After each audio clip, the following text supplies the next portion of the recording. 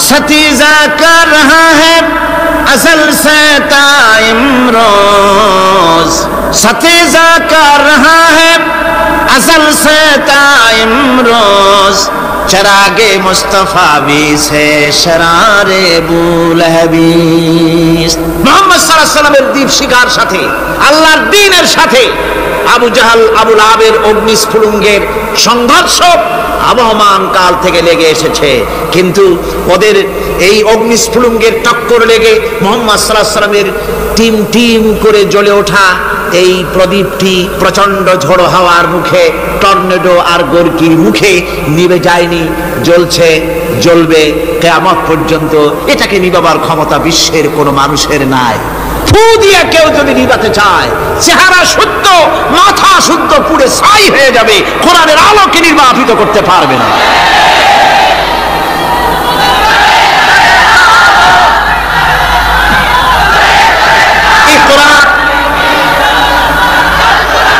এই কোরআন যার সিনার ভিতরে থাকে, যার সিনার মধ্যে থাকে সে হয় সমৃদ্ধ, আর যার সিনার মধ্যে থাকে না সে হয় সবচাইতে ফকির আর এতিম। আল্লাহর নবী বলেছেন, ইন্নাল্লাযী লাইসা ফি জাওফিহি শাইউম মিনাল কুরআনি কাল বাইতিল খারিব। যেই দেহের ভিতরে কোরআন নাই, যেই দেহের ভিতরে, যেই সিনার ভিতরে কোরআন নাই, ওই মানুষটা হতেছে একটা সাড়া বাড়ির মতো, একটা উজাড় বাড়ির মতো, বিরান বাড়ির মতো। বিরান বাড়িতে কি থাকে? সাড়া বাড়িতে কি থাকে? কি গো? না না, ভূত কিসের? খামোখাই ভয় পান আপনারা। ভূত বলে কিছু না। হ্যাঁ, শয়তান থাকে, জেল থাকে, তারপরে ওর মধ্যে আর কি থাকে? উতুন পেঁচা থাকে, ইঁদুর থাকে, তেলাপোকা থাকে, উই পোকা থাকে, বাঁদর থাকে, উল্লুক থাকে, সাপ থাকে। রাসূলুল্লাহর কথা দেখেন, কি সুন্দর কথা। সুবহানাল্লাহ, সুবহানাল্লাহ। যে দেহের ভিতরে কোরআন নাই, সারা বাড়িতে যা থাকে, পুরো বাড়িতে যা থাকে, বিরাট বাড়িতে যা থাকে, যে দেহে কোরআন নাই সেই দেহের মধ্যে তাই থাকে। আজ দেখুন বাংলাদেশের শিক্ষাঙ্গনে, কলেজ ইউনিভার্সিটিগুলিতে কোরআন পড়ানো হয় না। বলেন ঠিক কিনা? আমাদের বিশ্ববিদ্যালয়গুলিতে কোরআন পড়ানো হয়, তাফসীর পড়ানো হয়, হাদিস পড়ানো হয়। হাদিস কোরআন আল্লাহর কালাম পড়ানো হয় না বলে অবস্থা কি হয়েছে? হাদিস থেকে মিলায় নেন, ইন্নাল্লাযী লাইসা ফি জাওফিহি শাইউম মিনাল কুরআনি কাল বাইতিল খারিব। কোরআন নাই তো সারা বাড়ি, কোরআন নাই তো কি আছে? যে ঘরের মধ্যে মানুষ নাই, উল্লুক থাকে, ভাল্লুক থাকে, শয়তান থাকে, তেলাপোকা থাকে, সারপোকা থাকে, হিংস্র প্রাণী ভরপুর থাকে। যে শিক্ষা প্রতিষ্ঠানে কোরআন পড়ানো হয় না, সেখানেও সন্ত্রাসীরা বাস করতে পারে, ভালো মানুষ টিকতে পারে না।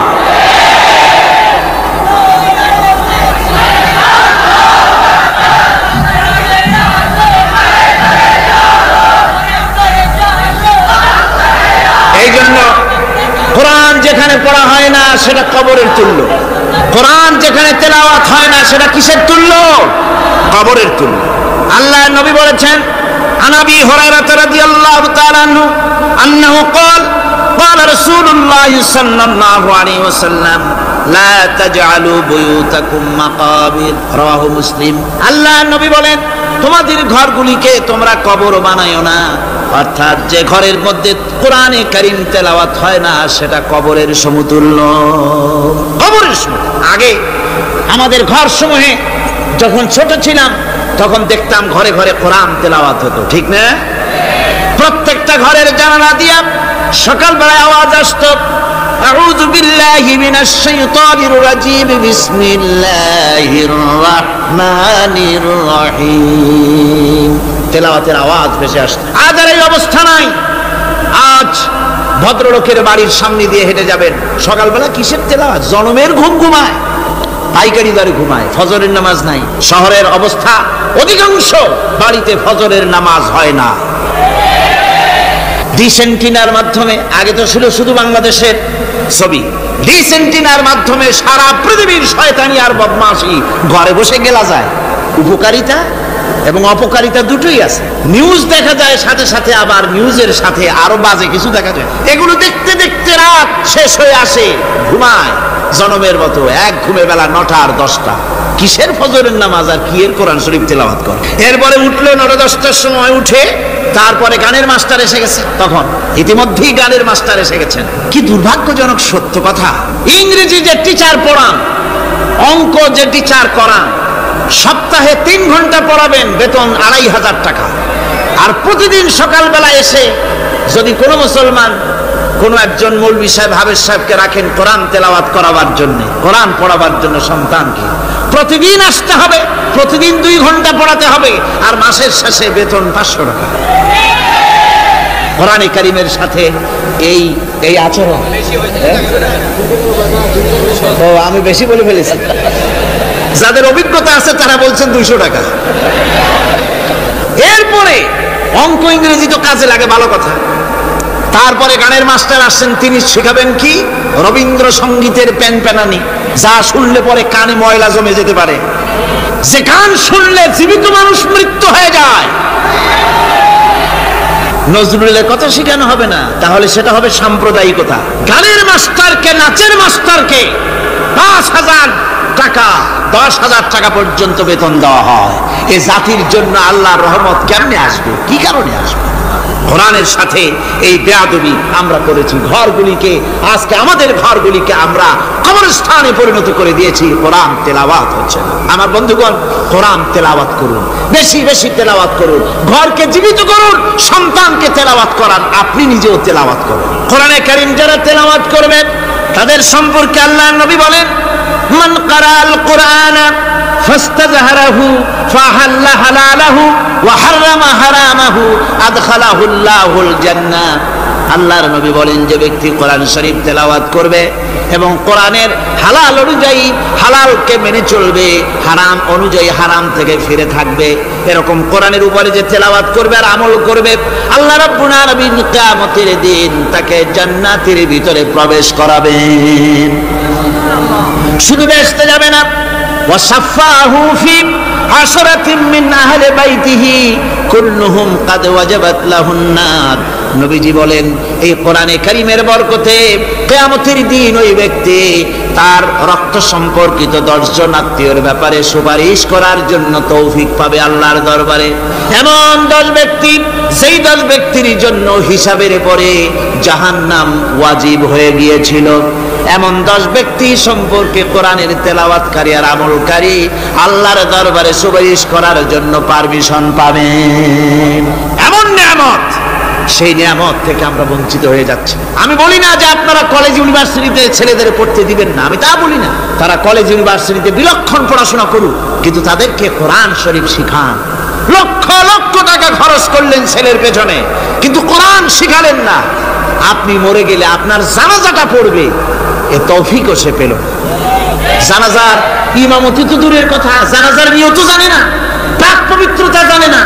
বাপ মরে গেছে, সে তখন ছিল মার্কেটে, শুনলো বাপ মরছে, তাড়াতাড়ি জানাজায় শরীক হতে হবে। প্যান্টও পাক নাই, যেহেতু পেশাবের যখন বেগ এসেছিল দেওয়ালের পাশে দাঁড়াইয়া কাম সারছে, দোয়া মোছার কাম নাই, মাথায় টুপি নাই, নাক মোছা রুমাল ছিল পকেটে, রুমালটা মাথায় দিয়া দাঁড়ায় গেল। আল্লাহু আকবার। বাপের কপালে যা আছে তাই হোক। তারপরে বাপ মরে গেছে, কান্না শুরু করেছে। যেদিন মরছে সেদিন কাঁদতেছে, পরের দিন একটু মুখ মলিন কাঁদে। নাম বল্টু মিয়া। তার আবার এক বন্ধু আছে, তার নাম শান্টু মিয়া। শান্টু মিয়া বলছে, মিয়া বল্টু কান্দো কেন? বাপ মরে গেছে। এগুলো বাঁচে নাকি? এগুলো মরেই যায়। আমার একটা ছিল, ওটাও মরছে। চিরকাল কারো বাপ থাকে। সুতরাং এত মন খারাপ কেন? আসো, ইন্ডিয়া থেকে ভালো একটা বই আসে, সেটা দেখে এত আনন্দ পাবে। বাপ তো বাপ, 14 গোষ্ঠী মরলেও মনের দুঃখ বুঝে যাবে। এরপরে বাড়ি এনে তাকে সিনেমার ছবি দেখানো হলো। ছবি সে দেখলো, ফেরার সময় বাপের কবরের কাছ থেকে যাওয়ার সময় দাঁড়িয়ে গেল ক্ষণিকের জন্য। আরে বাপ, বিদায় হয়ে গেল, কি দেব তোমার? কিছু তো নাই আমার কাছে, তাই সারা রাত ধরে যা কিছু দেখলাম এগুলি তোমার আমল নামায় দিয়ে গেলাম। জোরে কর নাউযুবিল্লাহ। আমি সমস্ত পিতাদেরকে বলতে চাই, সন্তানদেরকে কোরআন শিখান, কাজে লাগবে। কোরআন শিখালে কাজে লাগবে। কোরআন শরীফ মুখস্থ করেন, বেশি করে মুখস্থ করেন কোরআনে কারীম, আপনার ফায়দা হবে। হযরত ওমর রাদিয়াল্লাহু তাআলা আনহু বর্ণনা করছেন যে রাসূল করিম সাল্লাল্লাহু আলাইহি ওয়াসাল্লাম বলেছেন, ইউকালু লিসাহিবিল কুরআনি ইকরা ওয়ারাত্তিল কামা কুনতা তুরাত্তিলু ফিদ দুনিয়া। কিয়ামতের দিন জান্নাতীদেরকে, বেহেশতীদেরকে আল্লাহ রাব্বুল আলামিন বলবেন, কোরআন শরীফ তেলাওয়াত করো আর উপরের দিকে উঠতে থাকো। কোরআনে যেভাবে দুনিয়ার বুকে কোরআনে কারীম তুমি মুখস্থ করেছিলে, ধীরে ধীরে তেলাওয়াত করতে, ওইভাবে ধীরে ধীরে কোরআন তেলাওয়াত করো আর উপরের দিকে উঠতে থাকো। আল্লাহ পাক বলতে থাকবেন, উপরের দিকে ওঠো, তেলাওয়াত করো আর ওঠো। উঠতে উঠতে যেই জায়গায় গিয়ে তোমার তেলাওয়াত শেষ হয়ে যাবে, জান্নাতের ওই জায়গাটা তোমার জন্য বরাদ্দ হবে। আবু দাউদ শরীফের হাদিস। জান্নাতের ওই জায়গাটা তোমার জন্য বরাদ্দ হবে। এখন যাদের শুধু সূরা ইখলাস আর সূরা কাউসার মুখস্থ, তারা তো দুই পা আগাই বসে যাবে, উঠতে পারবেন না। বেশি বেশি মুখস্থ করেন, হাফেজে কোরআন হন অথবা হাফেজের মতো হন। বেশি বেশি মুখস্থ করেন সূরা ইয়াসিন, সূরা দুখান, সূরা আর রহমান, সূরা ওয়াকিয়া, সূরা মুজাম্মিল, এই সমস্ত সূরা, বেশি সূরা আল আরাফ, সূরা কাহাফ, সূরা মারিয়াম ইত্যাদি মুখস্থ করেন। কিয়ামতের দিন কাজে লাগবে। জান্নাতের অত উঁচায় উঠতে পারবেন। হাফেজ যে কোন জায়গায় যাবে, সুবহানাল্লাহি ওয়া বিহামদিহি। 30 পারা কোরআন যার সিনার ভিতরে, জান্নাতের কোন জায়গাটা আল্লাহ তাকে বরাদ্দ করবেন। সুবহানাল্লাহ, সুবহানাল্লাহ। কোরআনে কারীমকে মুখস্থ করুন, বেশি করে মুখস্থ করুন। কোরআনে কারীমকে বেশি করে তেলাওয়াত করুন। এই কোরআনে কারীমকে যারা বেশি করে তেলাওয়াত করবে, তেলাওয়াত করতে গিয়ে যারা আল্লাহর কাছে কিছু চাওয়ার সময় পাবে না, তাদের সম্পর্কে রাসূল করিম সাল্লাল্লাহু আলাইহি ওয়াসাল্লাম বলেছেন, হাদিসে কুদসি, হাদিসে কুদসি রাসূল করিম সাল্লাল্লাহু আলাইহি ওয়াসাল্লাম বলেছেন, ইয়াকুলু রাব তাবারাক ওয়া তাআলা মান শাগালাহুল কুরআন আন যিকরি মাসআলাতি আতাইতুহু আফজালা মা উতিয়াস সাইলিন। আল্লাহর নবী বলেন, আমার আল্লাহ পাক বলেছেন, কোরআন তেলাওয়াত করতে গিয়ে যারা ব্যস্ত থাকে, কোরআন তেলাওয়াত করতে করতে যারা আমার কাছে হাত পেতে কিছু চাওয়ার সময় পায় না, যারা আমার কাছে হাত পেতে কিছু চায়, তাদের থেকে তেলাওয়াতকারীদেরকে আমি রব্বুল আলামিন বেশি করে দেই। সুবহানাল্লাহ।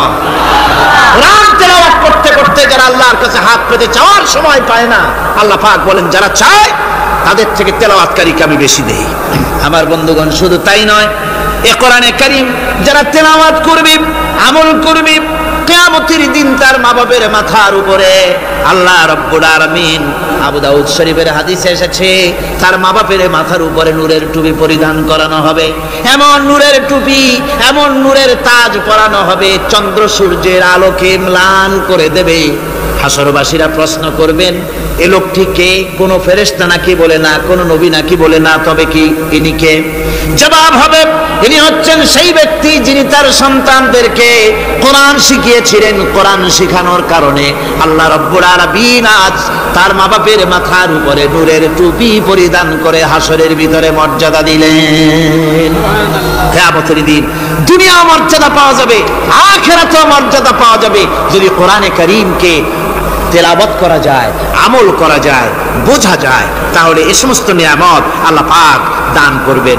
সুতরাং এই এত বড় নিয়ামত থেকে আমরা যেন কেউ বঞ্চিত হয়ে না যায়। কোরআন হচ্ছে এমন এক কিতাব যার তাফসীর লেখা হয় নাই। পৃথিবীতে এমন কোনো ভাষা নাই, পৃথিবীর উল্লেখযোগ্য সবগুলি ভাষায় কোরআনে কারীমের তাফসীর লেখা হয়েছে, কিন্তু কোন মুফাসসির আজ পর্যন্ত কথা বলেন নাই যে আমি যে তাফসীর লিখছি এর চাইতে ভালো তাফসীর আর কেউ লিখতে পারেও না আর পারবেও না, এটা শেষ, আর তাফসীর লেখা লাগবে না। এ কথা কেউ বলতে পেরেছে?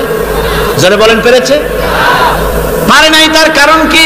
আল্লাহ রাব্বুল আলামিন বলেন, قُلْ لَوْ كَانَ الْبَحْرُ مِدَادًا لِكَلِمَاتِ رَبِّي لَنَفِدَ الْبَحْرُ قَبْلَ أَن تَنفَدَ كَلِمَاتُ رَبِّي وَلَوْ جِئْنَا بِمِثْلِهِ مَدَدًا।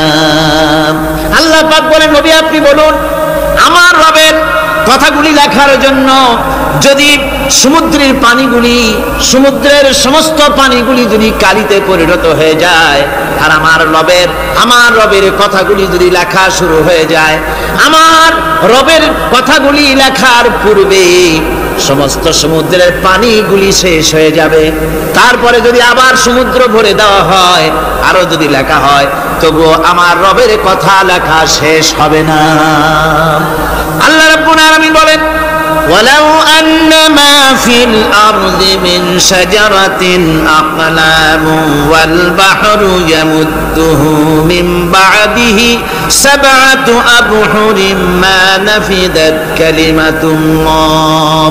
আল্লাহ রাব্বুল আলামিন বলেন মা নাফিদাত কালিমাতুল্লাহ, আল্লাহ পাক বলেন 7টা সমুদ্রের পানি যদি একত্রিত করা হয়, 7টা সমুদ্রের পানি যদি এক জায়গায় করা হয়, এই পানিগুলি যদি কালিতে পরিণত হয়ে যায়, আর পৃথিবীর সমস্ত গাছগুলি যদি কলমে পরিণত হয়ে যায়, ওই গাছগুলি দিয়ে যদি ওই পানি রূপ কালি দিয়ে আমার প্রভুর কথা আল্লাহ রাব্বুল আলামিনের কোরআনের কথা যদি লেখা শুরু হয়ে যায়, লিখতে লিখতে সমস্ত পানিগুলি গাছগুলি শেষ হয়ে যাবে, আল্লাহ পাকের কালামের ব্যাখ্যা লেখা শেষ হবে না। মা নাফিদাত কালিমাতুল্লাহ, আল্লাহর কথা লেখা শেষ হবে না। এত বড় বিরাট আজিম কিতাব আল্লাহ পাক আমাদেরকে দান করেছেন, সুবহানাল্লাহ পড়েন। এই কিতাবের এত বড় গুরুভার আল্লাহ রাব্বুল আলামিন বলেছেন লাউ আনজালনা হাযাল কুরআনা আলা জাবালিন লারাআইতাহু খাশিআন মুতাসাদ্দিআন মিন খাশিয়াতিল্লাহ। আমি যদি এই কোরআনকে পর্বতের উপরে নাজিল করতাম, তাহলে তুমি দেখতে পেতে আমার ভয় ভীত সন্ত্রস্ত হয়ে পাহাড়গুলো চূর্ণ বিচূর্ণ হয়ে যেত। এত বড় আসিম কিতাব আমি তোমাদেরকে দান করেছি, যার গুরুভার বহন করতে কেউ রাজি হয়নি, পাহাড় পর্বত কেউ রাজি হয়নি, মানুষ রাজি হয়েছে। এই মানুষের উপরে আমি এটা অবতীর্ণ করেছি, গোটা বিশ্ববাসীর সামনে এই কিতাব আমি দিয়েছি তোমাদেরকে, এর দ্বারা হেদায়েত তোমরা গ্রহণ করবে। কিয়ামতের দিন আল্লাহর এই বিরাট নিয়ামত আমাদেরকে দান করলেন, আমরা এই নিয়ামতের নাশকর করেছি, অর্থাৎ এই কোরআনকে আমরা ব্যবহার করেছি সঠিকভাবে করি নাই, বেঠিকভাবে করেছি। প্রথম দিন দ্বিতীয় দিন আমি বলেছি কোরআন শরীফকে শুধু তাবিজ তুমারের জন্য, শুধু সওয়াবের জন্য তেলাওয়াত করেছি, আসলে শুধু সওয়াবের জন্য তো আসেনি। কোরআন কোরআন বুঝতে হবে, আমল করতে হবে, তবে না শান্তি পাবো। আপনি যদি কোরআন হচ্ছে মানুষের জীবন সমস্যার সমাধানের গ্রন্থ, ওষুধ খেলে রোগ ভালো হয়। ওষুধ খেলে কি হয়?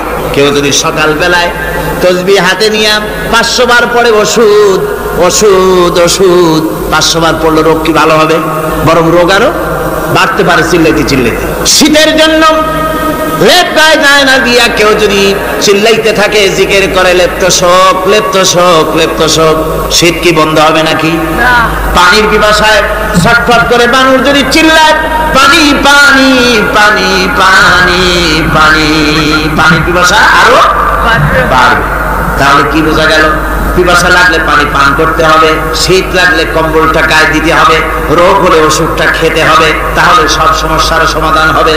অনুরূপ ভাবে আমরা শুধু কোরআনে কারীমকে তেলাওয়াত করি সওয়াবের নিয়তে, তার হুকুমগুলি জীবনের উপরে আমল করি না বলে আজকের জীবন আমাদের বিপর্যস্ত হয়েছে। ব্যক্তিতে, পরিবারে, রাষ্ট্রে শান্তি নাই, কোথাও শান্তি নাই এই কারণে। আর কিয়ামতের দিন রাসূল আসামি করবেন তাদেরকে যারা কোরআন অমান্য করেছে। রাসূল হবেন বাদী, বাদী হবেন কে? যারা বলেন কে বাদী হবে? রাসূল আসামি হবে কারা? যারা কোরআন ছেড়ে দিয়েছে। আল্লাহ রাব্বুল আলামিন বলেন وقال الرسول يا رب إن قومي اتخذوا هذا القرآن مهجورا। কিয়ামতের দিন রাসূল আল্লাহর দরবারে ফরিয়াদ করবেন, আয় আমার রব, আয় আমার আল্লাহ তাআলা, এই সমস্ত লোকগুলি তোমার কালামকে, তোমার কোরআনকে অপ্রয়োজনীয় জিনিসগুলি তারা পরিত্যাগ করেছিল। কোরআনকে অপ্রয়োজনীয় মনে করেছে, কোরআনের সাথে ঠাট্টা করেছে, বিদ্রুপ করেছে, কোরআন শিক্ষা ভিক্ষার ঝুলি শেখার বুলি মনে করেছে, কোরআনের কোনো মূল্য দেয় নাই, কোরআনের কোনো দাম দেয়নি, কোরআনের সাথে ঠাট্টা করেছে, কোরআনের আইনের সাথে ঠাট্টা করেছে, বিদ্রুপ করেছে। আমাদের দেশে শিক্ষাবিদ, চিন্তাবিদ, বুদ্ধিজীবী নাম ধরনের নামধারী এক শ্রেণীর লোকেরা কোরআনের সাথে সরাসরি বেয়াদবি করেছে। আহমদ শরীফ বলেছে পরকাল নাই, আল্লাহ বলছেন পরকাল আছে। আর আহমক, আহমদ তো না, ওটা কি? এই আহমক সে বলেছে পরকাল নাই, বিবাহ মানি না, কবর আযাব মানি না, কিয়ামতের দিন বিচার হবে তাও মানি না, অস্বীকার করেছে, এটাকে নিয়ে ঠাট্টা করেছে। আহমদ শরীফ লিখেছেন নিজে যে আল্লাহ বলতে কেউ নাই, মানুষ তাকে চিন্তা করে সৃষ্টি করেছে, স্রষ্টা বলতে কেউ নাই। তারপরে আর একটা মেয়ে লোক, আমি ওটার নাম নিতে ঘৃণা বোধ করি। এটি হচ্ছে চরম ধর্মদ্রোহী, রাষ্ট্রদ্রোহী, নাস্তিক, জাহান্নামের কীট, ডাস্টবিনের আবর্জনা।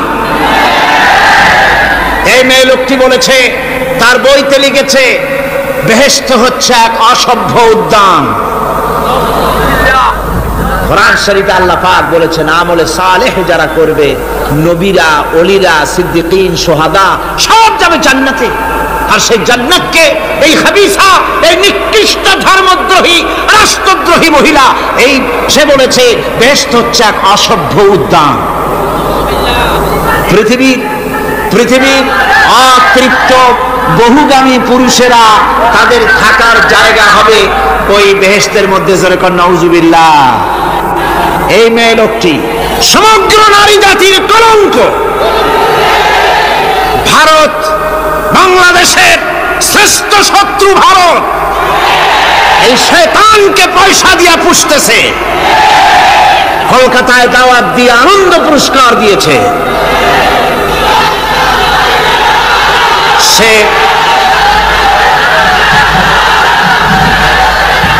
তার বইয়ের মধ্যে, কত বড় নির্লজ্জই মেয়ে, বইয়ের মধ্যে লিখছে, বাসে বসে আমি যখন দেখি ছেলেরা পেশাব করার জন্য বাস থামলি বাসের থেকে নেমে দেওয়ালের পাশে গিয়ে প্যান্টের বোতাম খুলে পেশাব করে, আর মেয়েরা চুপ করে বসে থেকে পেশাবের যন্ত্রণা নিয়ে কষ্ট পায়, আমি আনন্দ পাবো সেই দিন যেদিন মেয়েরাও বাস থেকে নেমে দেওয়ালের পাশে দাঁড়িয়ে পেশাব করতে পারবে। এটা কি একটা মানুষ? অসভ্য জানোয়ার একে জন্ম দিয়েছে, আল্লাহই ভালো জানে। আমার বন্ধুগণ, তার অসভ্যতার শেষ নাই। কোরআন নিয়ে ঠাট্টা করেছে, বলেছে আমার মা রাতের বেলায় ঝুলে ঝুলে সূরা ইয়াসিন পড়ে, আমি চিন্তা করি যে কত বাজে কাম করতেছে সে। বলছে আল্লাহ পাক কোরআনের মধ্যে পুরুষকে বেহেশতের হুরিদের কাঁচা মাংসের লোভ দেখাইয়া, মদ খাওয়াবার লোভ দেখিয়ে তাদেরকে নামাজ রোজা করার জন্য বাধ্য করতেছে। বেহেশতে কি শরাব, বেহেশতে কি মদ পান করানো হবে? না, বেহেশতে মদ পান করানো হবে না। মদ তো নাপাক জিনিস। আল্লাহ পাক বলছেন বেহেশতে পান করানো হবে। ওয়াসাকাহুম রাব্বুহুম শারাবান তাহুরা। জান্নাতের ভিতরে আল্লাহ পাক শরাবে তাহুর পান করাবেন, যেটা নিজেও পাক এবং যে পান করবে সেও পবিত্র হয়ে যাবে। সুবহানাল্লাহ। সুতরাং এই কোরআন নিয়ে ঠাট্টা বিদ্রুপ যারা করেছে, কিয়ামতের দিন আল্লাহর দরবারে তাদেরকে উঠতে হবে, আজ হোক কাল। আমি জানি না বাংলাদেশ সরকার ভারতের ভয়ের চোটে এই মেয়ে লোককে পুলিশ প্রহারা দিয়া পুষতেছে নাকি আমার বুঝে আসে না। বাংলাদেশ সরকারের পররাষ্ট্র মন্ত্রণালয় রীতিমতো আসামির কাঠগড়ায় দাঁড়িয়ে বিবৃতি দিয়েছেন এবং তাকে পুলিশ প্রহরার ভিতরে রেখেছে। বাংলাদেশের দণ্ডবিধি অনুযায়ী ওর তো ফাঁসি হয়ে যাওয়া উচিত। কোরআনের বিরুদ্ধে কথা বলেছে, আল্লাহর কোরআন নিয়ে ঠাট্টা করেছে। আমার বন্ধুগণ, কিয়ামতের দিন যখন এরা উপস্থিত হবে আল্লাহর দরবারে, আল্লাহ রাব্বুল আলামিন কোরআনের সাথে যারা ঠাট্টা করেছে, বিদ্রুপ করেছে, কোরআনের আইনকে নিয়ে যারা ঠাট্টা বিদ্রুপ মজাক উড়াইছে, কিয়ামতের দিন তাদেরকে বলা হবে ওয়াকিলাল ইয়াউমা নানসাকুম কামা নাসিতুম লিকা ইয়াউমিকুম হাদা। কিয়ামতের দিন আল্লাহ রাব্বুল আলামিন কোরআনের ঠাট্টাকারী, কোরআনের বিদ্রুপকারী, কোরআনের আইনের অমান্যকারীদেরকে বলবেন আমি আজকে তোমাদের ভুলে গেলাম, যেমন করে তোমরা এই দিনে আমার সঙ্গে সাক্ষাৎকারের কথা ভুলে গিয়েছিলে। তোমরা যেমন আমার আজকের এই কিয়ামতের দিনের কথা যারা ভুলে গিয়েছিলে, আজকে আমিও তোমাদেরকে ভুলে গেলাম। এরপরে কি হবে? ওয়ামাওয়াকুমুন নার ওয়ামা লাকুম মিন নাসিরিন। আল্লাহ পাক বলেন এরপরে এদের জায়গা হবে জাহান্নাম, আর এদের সাহায্যকারীও কেউ থাকবে না, জাহান্নামে চিরকাল থাকতে হবে। এটা এই জন্য যে তারা আল্লাহর কোরআনের সঙ্গে ঠাট্টা করেছে, বিদ্রূপ করেছে, কোরআনের আইন মানে নাই, কোরআনের আইনকে অমান্য করে চলেছে। এই জন্য কিয়ামতের দিন আল্লাহ রাব্বুল আলামিন তাদেরকে শাস্তি প্রদান করবেন। কোরআন পৃথিবীর বুকে আল্লাহ নাজিল করেছেন, শুধু তেলাওয়াত করবেন ঝুলে ঝুলে, এই জন্য নয়। কি জন্য নাজিল হলো? এবার উদ্দেশ্য শুনুন। আল্লাহ পাক বলেন আর রহমান আল্লামাল কোরআন। আল্লাহ রাব্বুল আলামিন তিনি হলেন এমন দয়াবান, এমন রহমান, যিনি কোরআন শিখালেন। কি কারণে শিখালেন? কোরআন নাজিলের উদ্দেশ্য কি? আল্লাহ পাক বলেন ইন্না আনজালনা ইলাইকাল কিতাবা বিল হাক্কি লিতাহকুমা বাইনান নাসি বিমা আরাকাল্লাহ। আল্লাহ পাক বলেন এই কিতাব আমি আপনার প্রতি অবতীর্ণ করেছি এই জন্যে যাতে করে আপনি আল্লাহর প্রদর্শিত এই বিধান অনুযায়ী মানুষের উপরে বিচার ফয়সালা করতে পারেন। মানুষের উপরে আইন চলবে আল্লাহ। কার আইন? জোরে বলেন কার আইন? আলা লাহুল খালক ওয়াল আমর। সৃষ্টি যার, আইন চলবে কার? আল্লাহ পাক বলেন এই জন্য নাজিল করলাম, কোরআন নাজিল করেছি যাতে করে কোরআনের আইন দিয়ে বিচার ফয়সালা করতে পারেন, সেই জন্যই কোরআন নাজিল করলাম। আসলে আল্লাহ নবীর এই পৃথিবীতে আগমনের উদ্দেশ্য ওটাই ছিল। হুয়াল্লাযী আরসালা রাসূলাহু বিল হুদা ওয়া দীনিল হক লিইয়ুযহিরাহু আলাদ-দীনি কুল্লিহি ওয়া কাফা বিল্লাহি শাহীদা। আল্লাহ রাব্বুল আলামিন বলেন আমি আমার রাসূলকে দ্বীনে হক, সত্যের বিধান সহকারে দুনিয়ায় প্রেরণ করেছি। লিইয়ুযহিরাহু আলাদ-দীনি কুল্লিহি আয় লিইয়ুগলিবাহু আলা সাইরিল আদিয়ান। সমস্ত আদিয়ানে বাতিলের উপরে আমার দ্বীনকে বিজয়ী করে দেওয়ার জন্য আমি রাসূলের কাছে কিতাব সহকারে তাকে অবতীর্ণ করেছি। এ দায়িত্ব শুধু মুহাম্মদ সাল্লাল্লাহু আলাইহি ওয়াসাল্লামের ছিল না, দুনিয়ার উপরে আল্লাহর দ্বীন কায়েম করা, আল্লাহর বিধান অনুযায়ী মানুষের বিচার ফয়সালার দায়িত্ব শুধু মুহাম্মদ সাল্লাল্লাহু আলাইহি ওয়াসাল্লামের ছিল না, সমস্ত নবীদের ছিল। কাদের ছিল? সব নবীদের ছিল। ফাবাসাল্লাহুন নাবিয়্যিনা মুবাশশিরিনা মুনযিরিন ওয়া আনজালা মা'আহুমুল কিতাবা বিল হাক্কি লিয়াহকুমা বাইনান নাস। আল্লাহ পাক বলেন সমস্ত নবীদের কাছে আমি কিতাব অবতীর্ণ করেছি এই জন্য যে তারা সহজ এবং সোজা পথে যারা চলতে চায় তাদেরকে তিনি সুসংবাদ দিবেন, আর বাঁকা পথে যারা চলবে তাদেরকে তিনি জাহান্নামের ভীতি প্রদর্শন করবেন। আর আমি তার উপরে যে কিতাব অবতীর্ণ করেছি এই কিতাব দিয়ে জনগণের উপরে বিচার ফয়সালা করবে, আইন চলবে আল্লাহর কিতাব দিয়ে। আইন চলবে কি দিয়ে? আল্লাহর কিতাব দিয়ে। আল্লাহর কিতাব অনুযায়ী জনগণকে পরিচালিত করবেন। এই জন্য আমি এই কোরআনকে নাজিল করেছি, অতীত এই কিতাবগুলি নাজিল করেছি। কুল ইয়া আইয়ুহান নাসু ক্বাদ জাআকুমুল হাক্কু মির রাব্বিকুম। আল্লাহ পাক বলেন নবী আপনি বলে দেন, আপনি বলুন হে মানব সকল, আল্লাহর পক্ষ থেকে তোমাদের জন্য মহাসত্য এসেছে, এই মহাসত্য যদি অনুসরণ করো তোমাদের জন্য কল্যাণ করা হবে। ওমান দাল্লা ফাইন্নামা ইয়াদুল্লু আলাইহা। আর যদি কোরআনকে অমান্য করো, আল্লাহর কিতাবকে অমান্য করো, তাহলে তোমাদের জন্য অকল্যাণ হবে। আজ আপনারা বলেন আল্লাহর কিতাবের আইন কি আমাদের দেশে চলে? কোরআনের আইন কি চলে? চলে না।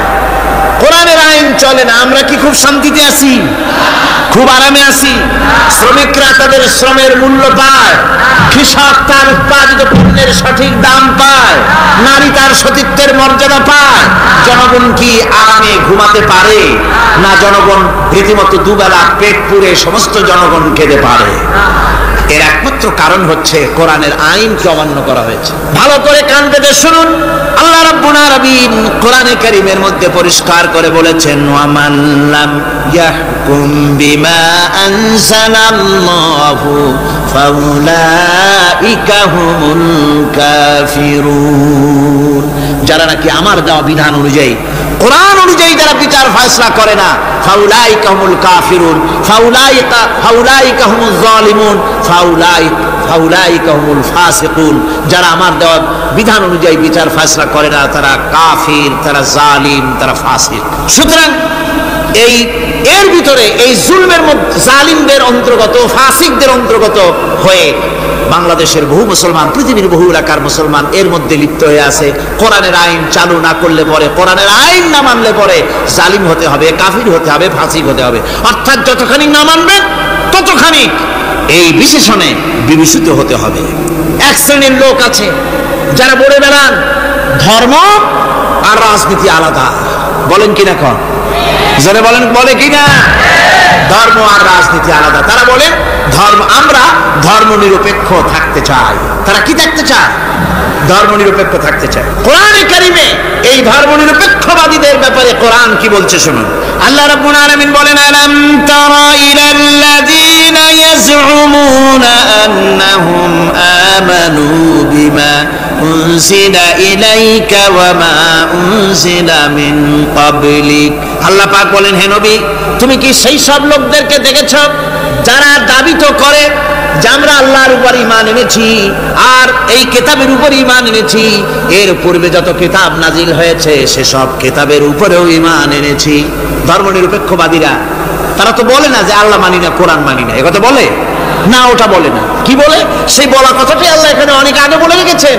ওরা বলে যে আমরা অবশ্যই আল্লাহকে মানি, আল্লাহর কিতাব মানি, এর পূর্বে যত কিতাব নাজিল হয়েছে সেগুলোও মানি, তবে ইউরিদুনা আইয়াতাহাকামু ইলাত তাগুত, তারা চায় তাদের জীবনের সমস্ত সমাধান সমস্যার জন্য তাগুতের কাছে যেতে চায়।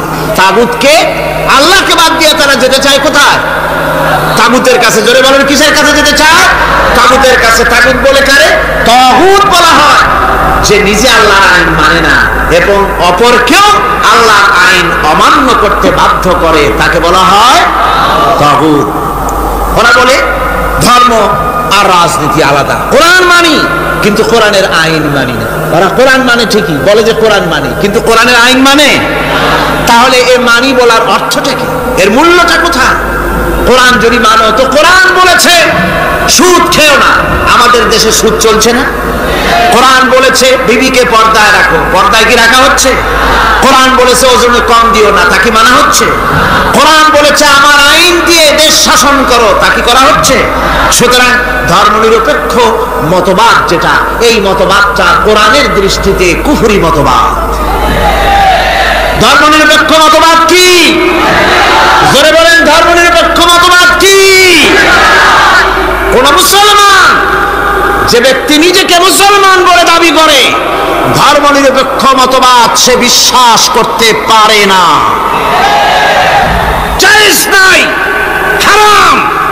আফাতুমিনুনা বিবাদিল কিতাব ওয়া তাকফুরুনা বিবাদ, তোমরা কোরআনের কিছু অংশকে মেনে নিবে আর কিছু অংশকে করবে অস্বীকার। এটা যদি করো দুনিয়ার জীবনে পাবে দুনিয়ার জীবনে জিল্লতি আসবে, লাঞ্ছনা আসবে, আর কিয়ামতে পাবে জাহান্নামের শাস্তি। সুতরাং ধর্মনিরপেক্ষ মতবাদের অর্থ তারা বলে যে ধর্মহীনতা নয়, আসলে কিন্তু ধর্মনিরপেক্ষ মতবাদের অর্থই হলো ধর্মহীনতা। ঠিক কিনা কন? যারা বলেন ঠিক কিনা? এই ধর্মনিরপেক্ষ মতবাদ আমাদের দেশের জন্ম হয় নাই, এর জন্ম হয়েছে ইউরোপ সভ্যতায়। প্রাচীন ইউরোপ সভ্যতায় এর জন্ম হয়েছিল, সেখান থেকে তার আন্ডা বাচ্চা ভারতে এসেছিল। ভারত থেকে এই আন্ডা বাচ্চার কিছু অংশ 1972 সালে তদানীন্তন সরকারের মাথার উপরে ভারত চাপিয়ে দিয়েছিল। সেই ধর্মনিরপেক্ষ মতবাদ 1972 সনের সংবিধানে লেখা হলো, কিন্তু 1982 সনে যখন সংবিধান আবার অ্যামেন্ডমেন্ট করা হলো, তখন ধর্মনিরপেক্ষতার কপালে ঝাঁটা মেরে বিদায় করা হয়েছে। বাংলাদেশে ধর্মনিরপেক্ষ মতবাদ চলতে পারে না। ধর্মনিরপেক্ষ মতবাদের কথা আমাদের দেশে তারাই বলে যারা 72 সনে ক্ষমতায় ছিলেন। তারা ধর্মের সাথে কি ব্যবহার করেছেন আমরা ভুলে যাই নাই, আপনারা ভুলে গেছেন। 1972 সনে দেশের সমস্ত বিশ্ববিদ্যালয়ের মনোগ্রাম থেকে ইকরা বিস্মি রাব্বিকাল্লাযী খালাক রব্বি জিদনি ইলমা, কোরআনে কারীমের এই আয়াতকে বিদায় করে দেওয়া হয়েছিল। শাসনতন্ত্রের শিরোনামে বিসমিল্লাহকে গ্রহণ করা হয় নাই। শুধু তাই নয়, কোরআনে কারীম যেখানে তেলাওয়াত করা হয় তখনকার সময় রেডিওতে, টেলিভিশনে, ওই 72 থেকে 3 বছর, এবং এখনো সেই দলটি মিটিং করতে গিয়ে, কোনো জায়গায় কিছু করতে গিয়ে আগে কোরআন শরীফ, তারপরে গীতা, তারপরে বাইবেল। এগুলি হচ্ছে মুনাফিকের লক্ষণ। কিসের লক্ষণ? যেখানে যেই টেবিলে, যেই মঞ্চে কোরআন তেলাওয়াত হয়, বাইবেল গীতা পড়া হারাম, পড়া হতে পারে না। কোরআনের চাইতে শ্রেষ্ঠ কিতাব আল্লাহর দুনিয়া আছে? সমস্ত কিতাবকে রদ করেছে কোরআন। হযরত ওমর রাদিয়াল্লাহু তাআলা রাসূল করিম সাল্লাল্লাহু আলাইহি ওয়াসাল্লামের কাছে গিয়ে তাওরাতের একটা পাতা পড়তেছে। হযরত আবু বকর রাদিয়াল্লাহু তাআলা সেখানে চলে এলেন। এসে দেখেন রাসূল করিম সাল্লাল্লাহু আলাইহি ওয়াসাল্লামের চেহারা মোবারক লাল হয়ে গিয়েছে গোসায়। হযরত আবু বকর বললেন, ওমর, তুই যদি এর থেকে মরে যেতিস, তুই যদি এর থেকে মরে যেতিস, তুই যদি এর থেকে মরে যেতি। 3 বার বলল। হযরত ওমর শিউরে উঠলেন, হতচকিত হয়ে উঠলেন। আবু বকর আমাকে মরার কথা বলছেন কেন? তিনি তাকিয়ে দেখেন রাসূল করিম সাল্লাল্লাহু আলাইহি ওয়াসাল্লামের চেহারা মোবারক গোসায় লাল হয়ে। হযরত ওমর বলছেন, ইয়া রাসূলুল্লাহ, আমার এবং আমার পিতা মাতার জীবন আপনার কদম মোবারকে উৎসর্গ হয়ে যায়। আমি অপরাধ করেছি, কি অন্যায় করেছি হুজুর আমাকে? হুজুর বলছেন, ওমর, তুমি যে তাওরাতের পাতা আমার সামনে পড়তেছ, এই তাওরাত যার উপরে নাজিল হয়েছিল, সেই মুসা আলাইহিস সালাম যদি আজকে বেঁচে থাকতেন, তাহলে আমার উম্মতের ভিতরে শামিল হয়ে যাওয়া তার জন্য ফরজ হয়ে যেত। অতীতের সমস্ত কিতাবকে রদ করা হয়েছে, সমস্ত শরীয়তকে বন্ধ করা হয়েছে। সুতরাং কোন মুসলমানের প্ল্যাটফর্মে যেখানে কোরআন তেলাওয়াত হয়, বেদ, বাইবেল, গীতা পড়া হারাম সেখানে। এই মুনাফিকরা তাও করে থাকে। আমার মুসলমান ভাইয়েরা, নজরুল ইসলাম কলেজের ইসলাম শব্দ বাদ দিয়ে নজরুল কলেজ করা হয়েছিল। সলিমুল্লাহ মুসলিম হলের মুসলিম শব্দ বাদ দিয়ে শুধু সলিমুল্লাহ হল করা হয়েছিল। তার মানে ধর্ম এদের কলিজায় আগুন জ্বালিয়ে দেয়। ইসলামের নাম বরদাস্ত হয় না, কোরআনের নাম বরদাস্ত হয় না। আর বরদাস্ত হয়নি বলেই আল্লাহ পাক তার ইন্তেকাম নিয়েছে। আমার বক্তব্য হচ্ছে, কোরআনে কারীম পৃথিবীতে এসেছে শাসন করতে দুনিয়াকে। তার মধ্যে রয়েছে রাজনীতি, অর্থনীতি, সব। এই বিচার ফয়সালা কোরআন থেকে যারা গ্রহণ করে না, রাসূলকে যারা বিচারক মানে না, তাদের সম্পর্কে আল্লাহ পাক কি বলছেন শুনো। ফালা ওয়া রাব্বিকা লা ইউমিনুনা হাত্তা ইউহাক্কিমুকা ফীমা শাজারা বাইনাহুম সুম্মা লা ইয়াজিদু ফী আনফুসিহিম হারাজাম মিম্মা কাদাইতা ওয়া ইউসাল্লিমু তাসলিমা। আল্লাহ রাব্বুল আলামিন বলেন, ফালা ওয়া রাব্বিক, কখনো নয় হে নবী, আপনার রবের কসম, কখনোই নয়, ওরা মুমিন নয় যারা নাকি তাদের জীবনের সব কিছুর ব্যাপারে যতক্ষণ পর্যন্ত আপনাকে বিচারক না মানে, আপনার দেওয়া ফয়সালাকে গ্রহণ না করে, এবং আপনি বিচার করার পর ফয়সালা দেওয়ার পরে এটার উপরে দ্বিধাহীন চিত্তে মেনে যতক্ষণ না নিবে, ততক্ষণ পর্যন্ত তারা যত ঈমানের দাবি করুক, তারা আসলে মুমিন না। এ ফতোয়া কার? এ ফতোয়া কার? আল্লাহ রাব্বুল আলামিনের ফতোয়া। কখনো মুমিন হতে পারবে না যারা রাসূলুল্লাহকে ফয়সালাকারী হিসেবে গ্রহণ না করবে, কোরআনকে সংবিধানের উৎস হিসেবে গ্রহণ না করবে। কোরআন এসেছে আইনের কিতাব হিসেবে পৃথিবীর মানুষকে পরিচালিত করার জন্য। আজ এই কোরআনের আইন যারা মানে সেখানে শান্তি পায়, কোরআন যেখানে মানে না সেখানে শান্তি হয় না। আল্লাহ পাক পরিষ্কার বলেছেন, কোরআনের আইন মেনে চলো। আর যারা এই কোরআনকে অমান্য করবে তাদের শাস্তি কি হবে? আল্লাহ পাক বলেন, আল্লাযীনা কাযযাবু বিল কিতাবি ওয়া বিমা আরসালনা বিহি রুসুলানা ফাসাউফা ইয়ামালুন। আল্লাহ পাক বলেন, আমি যে কিতাব নাজিল করেছি, এই কিতাবকে যারা মিথ্যা মনে করে, কিতাবকে যারা অস্বীকার করে, কোরআনের আইন যারা মানে না, আমি যে রাসূলের উপরে যা নাজিল করেছি সেগুলির উপরে যারা ঈমান আনে না, এগুলিকে যারা মানে না, তাদের জন্য এর পরিণতি তারা খুব শীঘ্রই টের পাবে। খুব শীঘ্রই তাদেরকে এর পরিণতি দেওয়া হবে। কিয়ামতের দিন তাদেরকে আল্লাহ রাব্বুল আলামিন জাহান্নামে প্রবেশ করাবেন। কোরআনের অবমাননাকারীদের জায়গা কোথায় হবে? কোথায় হবে তাদের জায়গা? জাহান্নামের ভিতরে হবে। সুতরাং আমরা কোথায় যেতে চাই? জাহান্নামে না জান্নাতে? বেহেশতে যদি যেতে চাই, দুনিয়ায় যদি শান্তি চাই এবং আখিরাতে যদি মুক্তি পেতে চাই, তাহলে আমাদেরকে কোরআনের আইনকে মানতে হবে। কিসের আইন মানা লাগবে? কোরআনের আইন মানতে হবে। কোরআনে কারীমের নাজিল হলো, আল্লাহ পাক যে কোরআন আমাদের শিখালেন, আর রহমান আল্লামাল কোরআন, যে কোরআন তিনি আমাদের শিখালেন। এই কোরআন নাজিলের পদ্ধতি ছিল মদিনা এবং মক্কা, রাসূলের মক্কি জিন্দেগিতে কিছু নাজিল হয়েছে, আর মদনী জিন্দেগিতে নাজিল হয়েছে কিছু। মক্কা শরীফে যেগুলি নাজিল হয়েছে সে সূরাগুলো ছিল তাওহীদ, রিসালাত এবং আখিরাতের উপরে নির্ভর করে। আর মদনী সূরা যেগুলি ছিল সেগুলি ফৌজদারি দণ্ডবিধি, উত্তরাধিকারী আইন, তারপরে যাকাত, ওসর, যুদ্ধ, সন্ধি, বন্দি, এরপরে রয়েছে স্বরাষ্ট্রনীতি, পররাষ্ট্রনীতি, অর্থনীতি, জীবন পরিচালনার সমস্ত বিধি আর ব্যবস্থা মদনী জিন্দেগির সূরাগুলিতে, অবতীর্ণ সূরাগুলিতে আল্লাহ রাব্বুল আলামিন নাজিল করেছেন। কোরআন শরীফ মানুষের সকল সমস্যার সমাধান দিয়েছে।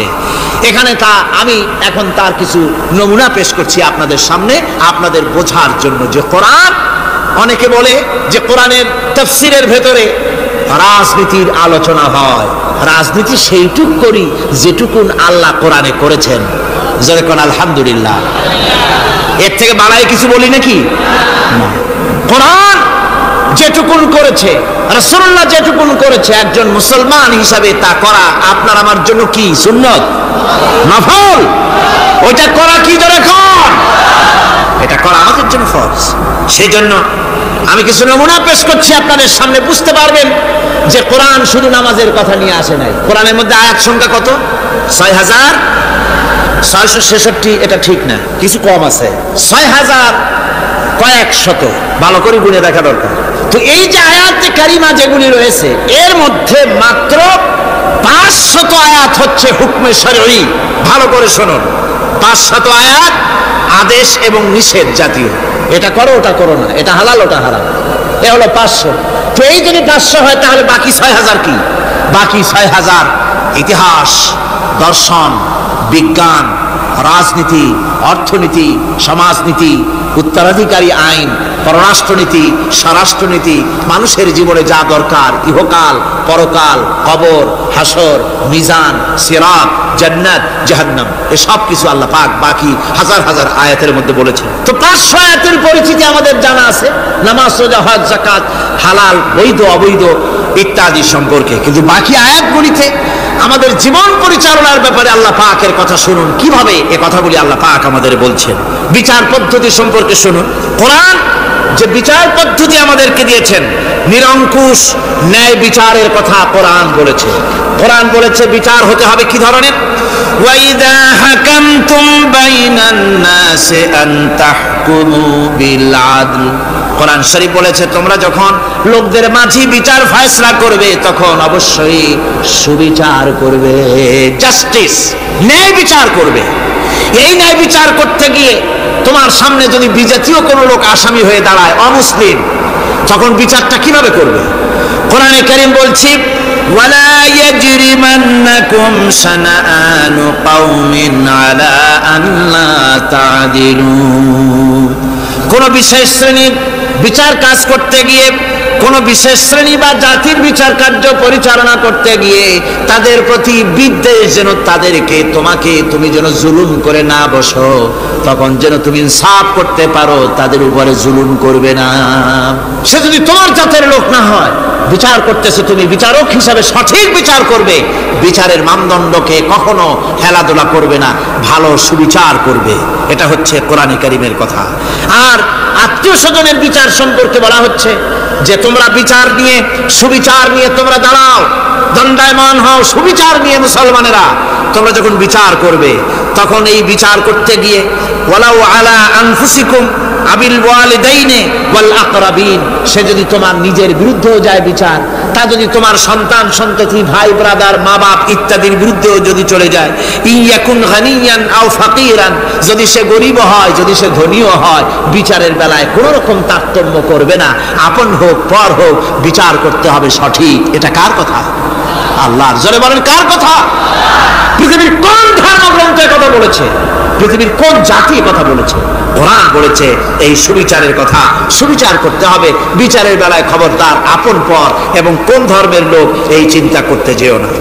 কোরআনে কারীমের মধ্যে রয়েছে ফৌজদারি দণ্ডবিধি, জুডিশিয়াল ল, ফৌজদারি দণ্ডবিধি। এখানে একটা কথা বলে নিতে হয়, আল্লাহর আইন, মূল কথাটা কি? আল্লাহর আইন। আল্লাহর আইনের কথা শোনা মাত্রই এক শ্রেণীর লোকেরা মনে করে আল্লাহর আইন মানেই হলো হাত কাটা, আল্লাহর আইনের অর্থই হলো গলা কাটা, আল্লাহর আইনের অর্থই হলো দৌড়া মারা। এটা একটা বাজে কথা। আল্লাহ পাকের আল্লাহ কি এইরকম একটা বদমেজাজি দারোগার মতো আল্লাহ যে মানুষ পাইলেই খালি পিটাবে আর হাত কাটবে? এটা কথা হইল?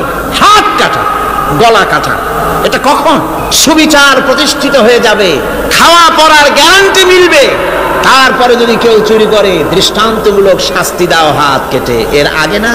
মদিনা মুনাওয়ারায় হযরত ওমর রাদিয়াল্লাহু তাআলা আনহুর সময় অনাবৃষ্টির কারণে দুর্ভিক্ষ দেখা দিয়েছিল। তখন হযরত ওমর জাস্টিসদেরকে, ম্যাজিস্ট্রেটদেরকে ডেকে পরিষ্কারভাবে এলান করে দিয়েছিল, এখন যদি কোনো চোর ধরা পড়ে, এই দুর্ভিক্ষ চলাকালীন কোন চোর যদি ধরা পড়ে আর প্রমাণিত হয় পেটের জ্বালায় চুরি করেছে, খবরদার তার হাতকে তোমরা কাটবে না, খবরদার হাত কাটবে না। ইসলাম তো আগে পেটে দেয়। আগে কোথায় দেয়? পেটে, তারপরে দেয় পিঠে, আগে দেয় না। মানুষের খাওয়া পড়া, শিক্ষা, চিকিৎসা, বাসস্থান সবটার গ্যারান্টি দেওয়া হয়। মদিনায় যখন এই গ্যারান্টি এসে গেল, চোরের হাত কাটা আইন মক্কায় নাজিল হয় নাই, নাজিল হয়েছে মদিনা মুনাওয়ারায় রাসূলের মদনী জিন্দেগিতে। কোন সময়? যখন রাসূলুল্লাহ প্রেসিডেন্ট। রাসূলুল্লাহ কি? যখন রাসূলুল্লাহ কি রাষ্ট্রপতি, সেই সময় মানুষ দরজা খুলে ঘুমাবার সুযোগ পেল, খাওয়া পড়া, শিক্ষা, চিকিৎসা, বাসস্থানের গ্যারান্টি পেল। এই সময় আল্লাহ রাব্বুল আলামিন তিনি যখন দেখলেন ইসলামী সমাজ ব্যবস্থা কোরআনের আইনের মাধ্যমে মানুষ সব রকমের নিরাপত্তা লাভ করেছে, পেটের সমস্যার সমাধান হয়ে গেছে, তখন আল্লাহ আইন জারি করলেন, আস-সারিকু ওয়াস-সারিকাতু ফাকতাউ আইদিয়াহুমা। চোর পুরুষ হোক আর নারী হোক, উভয়ের হাত কেটে দাও। পুরুষ হোক আর নারী হোক, এখন উভয়ের হাত কেটে দাও। দৃষ্টান্তমূলক শাস্তি হোক, যাতে করে এই চুরি আর কেউ না করে। পেটে খাবার আছে, চাকরি আছে, ওষুধ আছে, শিক্ষা আছে, থাকার মতো জায়গা আছে, এখন চুরি করো কেন? তাহলে বোঝা যাবে এটা নেশায় পরিণত হয়েছে। কি হয়েছে? নেশা। তখন তো আর চোরকে বসায় সেলুট মারা আর যাবে না, এখন হাতটা কাটিয়া একটা শাস্তি দিয়ে দাও। আমাদের দেশে কিন্তু চোরের হাত কাটা আইনের ব্যাপারে কোনো চোরের আজ পর্যন্ত মিছিল করে না। বাংলাদেশের কোন ছোট ছোট চোর, যেমন তাল চোর, বেল চোর, কচু চোর, ছাতি চোর, জুতা চোর, আরো যত ছোট ছোট চোর, এই সব চোরেরা কি কোনোদিন মিছিল করেছে যে চোরের হাত কাটা আইন মানি না, মানবো না? বলেছে কেউ? কিন্তু এই আইনের বিরুদ্ধে সোচ্চার কারা? কোন চোরেরা? নিশ্চয়ই ছোট চোরেরা, বড় চোরেরা। যারা তাল বেল চুরি করে না, বরং কলমের খোঁচা দিয়া সরকারের, জনগণের লক্ষ কোটি কোটি টাকা পকেটস্থ করেন মেহেরবানি করে, ওই সব। তারা মনে করেন যদি এই আইন চালু হয়ে যায় তাহলে তালচোর বেলচোরের তো কোনো ক্ষতি নাই, ইসলামী রাষ্ট্র চালু হলে পরে তো সকলের পেটে ভাত আসবে, ওই তাল বেল আর চুরি করা লাগবে না, তাদের তো সুবিধা। কিন্তু মুসিবতটা তো আমাদের হবে। বেশি খাইয়ে খাইয়ে জিহ্বা পুরু হয়ে গেছে, এখন ওই বেশি খাইতে না পারলে বদভ্যাস চালু হয়ে যাবে। চুরি করতে যখন যাইবে তখন এই আইন তো বিসমিল্লাহ হবে আমাদের দিয়া। এই জন্য ওনারাই বিরোধিতা করেন চরমভাবে। আর ইসলামের সব আইনের সাথে বিরোধিতা করার জন্য বাংলাদেশে যতগুলি পত্রিকা বেরিয়েছে তার মধ্যে শীর্ষস্থানে রয়েছে ভারতের রয়ের টাকায় পরিচালিত নিকৃষ্ট আবর্জনা পত্রিকা আজকের কাগজ।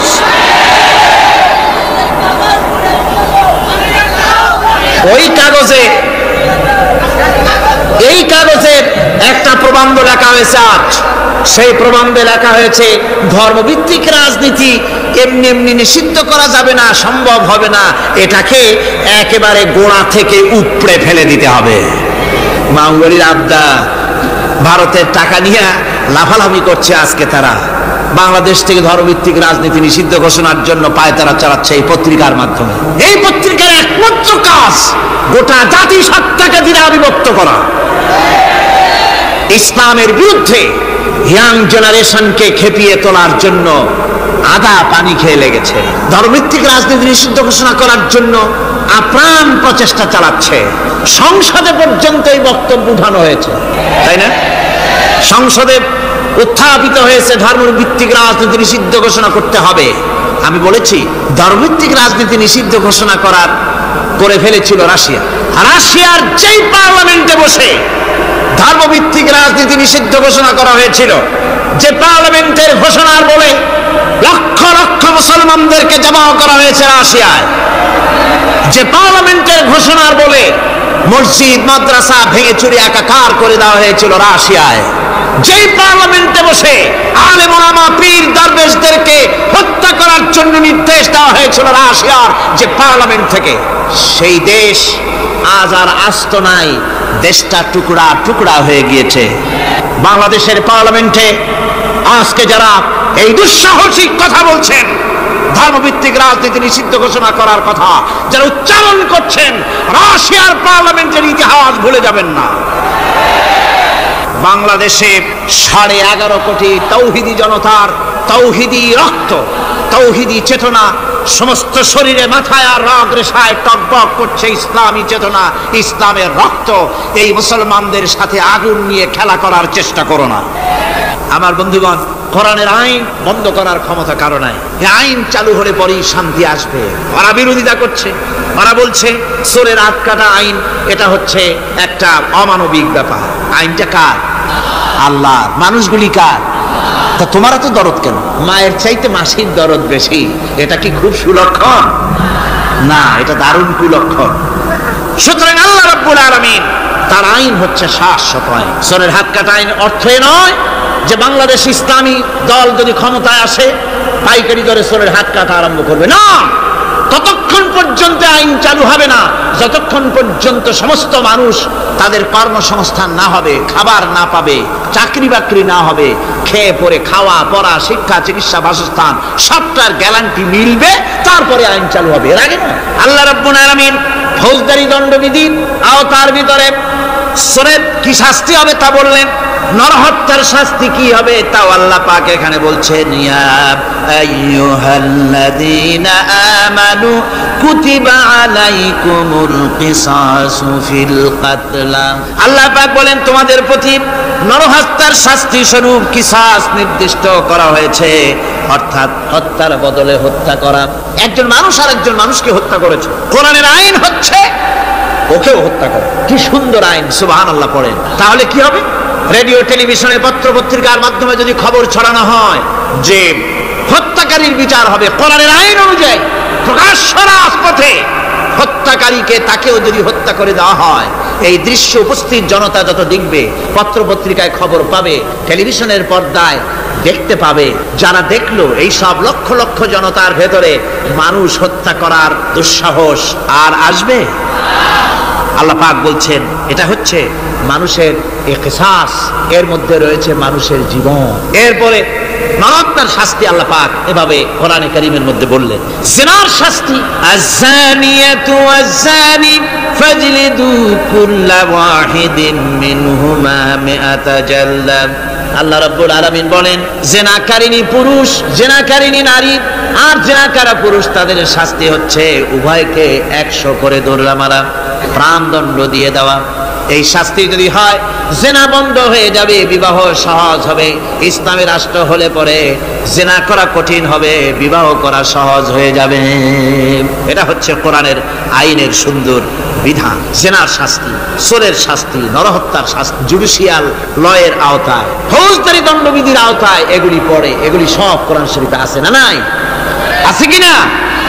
তাহলে কি করে আপনি বলবেন আপনি ধর্ম নিরপেক্ষ? আপনি শুধু ধর্ম আপনার ব্যক্তিগত ব্যাপার আর রাজনীতি একটা আলাদা ব্যাপার। এবারে আল্লাহ রাব্বুল আলামিন মদ পান সম্পর্কে, যারা মদ পান করবে, জুয়া খেলবে যারা, তাদের সম্পর্কে মদ্যপায়ীদের ব্যাপারে আল্লাহ পাক বলছেন ইন্নামাল খামরু ওয়াল মাইসিরু ওয়াল আনসাবু ওয়াল আজলামু রিজসুম মিন আমালিশ শাইতানি ফাজতানিবুহু। আল্লাহ পাক বলেন নিঃসন্দেহে মদ, জুয়া এবং পাশা এই সমস্ত খেলাকে, এই সমস্ত জিনিসকে নাপাক ঘোষণা করা হয়েছে।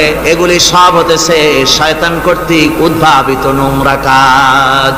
এগুলি শয়তানের কাজ। মদ আর জুয়া কার কাজ? যারা বলেন কার কাজ? শয়তানের কাজ। সুতরাং ফাজতানিবুহু, এর থেকে তোমরা ফিরে থাকো। আল্লাহ বলছেন মদ এবং জুয়া মানুষকে আল্লাহর জিকির থেকে ফিরায় রাখে। ফাহাল আনতুম মুনতাহুন, এগুলি শোনার পরেও কি তোমরা এর থেকে ফিরে থাকবে না? এবার আল্লাহ রাব্বুল আলামিন ওজনে কম দেওয়া সম্পর্কে বলছেন। যারা ব্যবসায়ী, অনেক ব্যবসায়ী আছে, ব্যবসা করতে গিয়ে ধর্ম ব্যক্তিগত ব্যাপার, ব্যবসার মধ্যে ধর্ম নিতে চাই না, কয় যে ধর্ম দারুণ পবিত্র জিনিস, এত পবিত্র, শুধু মসজিদে থাকবে, শুধু মাদ্রাসায় থাকবে, আমার জীবনের বিস্তীর্ণ অঙ্গনে ধর্ম ঢুকতে পারবে না। তার মানে ভাবখানা এই, আল্লাহ এবং রসুলকে বলে দেওয়া হচ্ছে, হে আল্লাহ হে রসুল, তোমাদের উপরে 144 জারি করে দিলাম, শুধু মসজিদে আর খানকায় থাকো, মাদ্রাসায় থাকো, আমাদের জীবনের বিস্তীর্ণ অঙ্গনে তোমাদের কোনো প্রবেশের অধিকার নাই। জোরে কর নাউজুবিল্লাহ। আল্লাহ পাক মানুষের জীবনের সকল ক্ষেত্রে আইন চলবে আল্লাহ, ইনিল হুকমু ইল্লা লিল্লাহ, আইন চলবে কার? আল্লাহ রাব্বুল আলামিন বলেন ওজনে কম দিও না। ওয়াউফুল কাইলা ইযা কিলতুম ওয়াজনু বিল কিসতাসিল মুস্তাকিম, মেপে যখন কোনো জিনিস দিবে পরিমাপে কম দিবে না, ওজন করে যখন দিবে ওজনেও কম দিবে না। আল্লাহ পাক কোরআনে কারীমের মধ্যে সুন্দর করে সব কথা বলে দিলেন, ওজনে কম করো না, পরিমাপে কম করো না, সঠিকভাবে এটাকে দিও। ইয়াতীমের মাল সম্পর্কে কোরআন বলছে, ওয়ালা তাকরাবু মালাল ইয়াতীম ইল্লা বিল্লাতী হিয়া আহসান, ইয়াতীমের মাল ভক্ষণ করা তো দূরের কথা, এর নিকটবর্তী হয় না। তবে হ্যাঁ, এতিম বয়সপ্রাপ্ত হওয়া পর্যন্ত যদি আমানত রাখো সেটা ভিন্ন কথা, কিন্তু এতিমের মালকে ভক্ষণ করো না অবৈধভাবে। এতিমের মালের সুরক্ষার জন্য আল্লাহ পাক বলে দিলেন। অশ্লীলতা সম্পর্কে, আজকে সমাজে অশ্লীলতা চলছে, বেহায়ামি, নগ্নতা চলছে, এ সম্পর্কে আল্লাহ পাক বলছেন, কুল ইন্নামা হারামা রাব্বিয়াল ফাওয়াহিশা মা যাহারা মিনহা ওয়া মা বাতান। আল্লাহ পাক বলেন, হে নবী আপনি বলে দেন, আমার প্রভু নিঃসন্দেহে প্রকাশ্য এবং অপ্রকাশ্য সব রকমের নির্লজ্জতা এবং পাপাচারকে নিষিদ্ধ ঘোষণা করেছেন, হারাম করে দিয়েছেন। প্রকাশ্য এবং অপ্রকাশ্য সব রকমের পাপাচারকে, নির্লজ্জতাকে আল্লাহ পাক নিষেধ করেছেন। আজকে আমাদের দেশের টেলিভিশনে যে সমস্ত নির্লজ্জ বিজ্ঞাপন দেওয়া হয়, নারীর দেহের যে সৌন্দর্য প্রদর্শনী করা হয়, এই কি কোনো মুসলমান দেশের করা উচিত? কোন মুসলমানদের জন্য এটা কি বৈধ? আজ নির্লজ্জতা, বেহায়ামি ছড়িয়ে পড়ছে চতুর্দিকে। আল্লাহ পাক নিষেধ করছেন, হারাম করে দিয়েছেন। প্রকাশ্য অপ্রকাশ্য সব রকমের নির্লজ্জতা আল্লাহ পাক হারাম করেছেন। সুদ সম্পর্কে আল্লাহ পাক বলছেন, ওয়াহাল্লাল্লাহুল বাইআ ওয়া হারামার রিবা, আল্লাহ পাক বলেন আমি সুদকে হারাম করেছি আর ব্যবসাকে করেছি হালাল। ব্যবসা করো, ব্যবসার মধ্যে বরকত আসবে, সুদ নিও না, সুদ দিও না। আজকে সুদের প্রচলন চলছে। আল্লাহর আইন না থাকার কারণে এমন একটা জঘন্য ধরনের অপরাধ আমার জাতি করছে, সুদের মতো নিকৃষ্ট পাপের সাথে গোটা জাতি জড়ায় গেছে। ঠিক কিনা কর? সুদ খাওয়া এবং দেওয়া কি? জোরে বলেন কি? এই সুদের মধ্যে রয়েছে 70টি গুনাহ। তার ছোট্ট গুনাহ হলো নিজের মাকে নেকাহ করা। জোরে কর নাউজুবিল্লাহ। এই মারাত্মক গুনাহ গোটা জাতি জড়িয়ে আছে। এই জন্যে আলহামদুলিল্লাহ, আল্লাহ শুকর আদায় করি যে এখন বাংলাদেশে ইসলামী ব্যাংক চালু হয়েছে, সুদমুক্ত ইসলামী ব্যাংকিং বাংলাদেশে চালু হয়েছে। কোন আলহামদুলিল্লাহ। এতদিন সুদী ব্যাংকে লেনদেন করেছেন, তার না হয় একটা জবাব দিতে পারবেন কিয়ামতের দিন যে আল্লাহ সুদমুক্ত ব্যাংক ছিল না, করবোটা কি? এই টাকা পয়সা নিয়ে বিপদে পড়ে গেছিলাম, চোরে নেবে, ডাকাতে নেবে, জীবন যাবে, তাই সুদী ব্যাংকে পয়সা রাখছিলাম। হয়তো একটা জবাব, খোড়া অজুহাত খাড়া করতে হয়তো বা পারবেন। কিন্তু সুদমুক্ত ব্যাংক চালু হওয়ার পর সুদী ব্যাংকের সাথে যারা লেনদেন করছেন আর নামাজ রোজাও করছেন, কি জবাব দেবেন কোন কিয়ামতে? নামাজে রক্ত হয়ে গেছে, উজুর পানি নেই, কি করবেন? নামাজ ছেড়ে দেবেন? কি করবেন? তায়াম্মুম করবেন। তায়াম্মুম করে নামাজের মুসাল্লায় দাঁড়িয়ে গেছেন, এমন সময় উজুর পানির খবর এসে গেছে, কি হবে? তায়াম্মুম থাকবে না, ছুটে যাবে। ইসলামী ব্যাংক ছিল না বলে সুদী ব্যাংকগুলিকে তায়াম্মুমের মতো ব্যবহার করেছেন, কিন্তু ইসলামী ব্যাংক এসে গেছে, উজুর পানি এসে গেছে। এখন যদি সুদী ব্যাংকের সঙ্গে লেনদেন চালু রাখেন, মনে রাখবেন অবশ্যই কিয়ামতের দিন আল্লাহর দরবারে আসামির কাঠ গড়ায় দাঁড়াতে হবে। সুদের টাকা দিয়া গার্মেন্টস ফ্যাক্টরি করা হচ্ছে। উদ্বোধনের দিনে মৌলভী সাহেব, তাও পাওয়া যায়, অসুবিধা হয় না। মিলাদের দাওয়াত হয়েছে, কোনটাকে দিয়ে বানাইছে তা জানার দরকার কি? কিছু পয়সা তো হবে। মিলাদ পড়তে গেলেন, কোরআন তেলাওয়াত করলেন, দোয়া করলেন, বরকতের জন্য দোয়া করলেন। কোন জায়গায় বসে তেলাওয়াত করলেন আপনি? কার নামে কোরআনে দরুদ পড়লেন, কোন জায়গায় পড়লেন যে সুদের টাকা দিয়ে ঘরটা তৈরি হলো, আল্লাহর সাথে বাগাওয়াত করা হলো? আবার সেখানে সাইনবোর্ড লাগায় হাযা মিন ফাদলি রাব্বি, এটা আমার প্রভুর অনুগ্রহ। নাউযুবিল্লাহ, প্রভুর অনুগ্রহ সুদের টাকা দিয়ে ঘর বানানো। কবি বলছেন, ये इमारत बनी है सूद से आए मेरे मुरब्बी, ये इमारत बनी है सूद से आए मेरे मुरब्बी, और इस पे लिखा है हाज़ा मिन फज़ल रब्बी। এই বিল্ডিং তৈরি হয়েছে সুদের টাকা দিয়ে। আর কি ভাগ্যের বিড়ম্বনা, কি পরিহাস! সেই সুদের টাকার বিল্ডিং এর উপরে লেখা হচ্ছে হাযা মিন ফাদলি রাব্বি, এটা আমার আল্লাহর অনুগ্রহ। নাউযুবিল্লাহি মিন যালিক। কোরআন তেলাওয়াত করে উদ্বোধন করা হচ্ছে, দরুদ পড়ে উদ্বোধন করা হচ্ছে না, আল্লাহর সাথে বাগাওয়াত করা হচ্ছে। সুতরাং আল্লাহ পাক বলছেন, আমি সুদকে হারাম করেছি, ব্যবসাকে করেছি হালাল। এই সুদ থেকে যদি না ফেরো, فإن لم تفعلوا فأذنوا بحرب من الله ورسوله। আল্লাহ রাব্বুল আলামিন বলেন, যদি এই সুদ থেকে না ফেরো, যদি এই সুদ থেকে বিরত না থাকো, তাহলে আমি আল্লাহ এবং আমার রাসূলের পক্ষ থেকে যুদ্ধের ঘোষণা রইল। পারবেন? আল্লাহ রাসূলের সাথে যুদ্ধ করতে পারবেন? নাউযুবিল্লাহি মিন যালিক। কি মানুষের পক্ষে সম্ভব? সুদ সম্পর্কে আল্লাহ ঘোষণা করলেন কোরআনে কারীমের মধ্যে। এবার ধনী এবং গরিব সম্পর্কে, ধনী আর গরিবের ভিতরে সম্পর্কটা কেমন হবে আল্লাহ পাক কোরআনে কারীমের মধ্যে বলে দিলেন, ওয়াফি আমওয়ালিহিম হাক্কুল লিসাইলি ওয়াল মাহরুম। আল্লাহ রাব্বুল আলামিন বলছেন, ও ধনীরা, তোমাদের সম্পদের ভেতরে গরিবদের অধিকার আছে, সে অধিকার আদায় করে দাও।